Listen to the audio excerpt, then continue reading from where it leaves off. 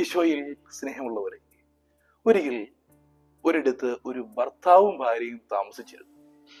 ഈ ഭാര്യയുടെ പ്രത്യേകത തൊട്ട് അയൽപക്കത്തുള്ള വീട്ടിലുള്ളവരുടെ കുറ്റങ്ങളും കുറവുകളും കണ്ടുപിടിക്കുക എന്നുള്ളതായിരുന്നു.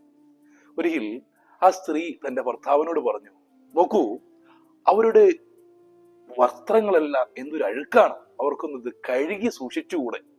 അപ്പോൾ ഭർത്താവ് അവിടെ ഉണ്ടായിരുന്ന ഒരു തുണി കൊണ്ടുവന്ന് തങ്ങളുടെ ജനാല തുടച്ചു. അതിനുശേഷം പറഞ്ഞു, അഴുക്ക് അവിടെയായിരുന്നില്ല, നമ്മുടെ അഴുക്കുള്ള ജനാലയിലൂടെ നോക്കിയത് കൊണ്ടാണ് അവിടുത്തെ വസ്ത്രങ്ങൾ നമുക്ക് അഴുക്കുള്ളതായി തോന്നിയത്. സ്നേഹമുള്ളവരെ, പലപ്പോഴും ഇങ്ങനെയാണ്, നമ്മുടെ മനസ്സിലും ഹൃദയത്തിലുമാണ് അഴുക്ക്. പക്ഷേ പലരും ഇപ്പോഴും ഇങ്ങനെയാണ്, സ്വന്തം കണ്ണിലെ തടിക്കഷണം എടുത്തു മാറ്റാതെ മറ്റുള്ളവരുടെ കണ്ണിലെ കരട് എടുത്തു മാറ്റുവാനായി നടക്കുന്നവര്. അതുകൊണ്ട് സ്നേഹമുള്ളവരെ, നമുക്ക് നമ്മിലേക്ക് തന്നെ തിരിയാം.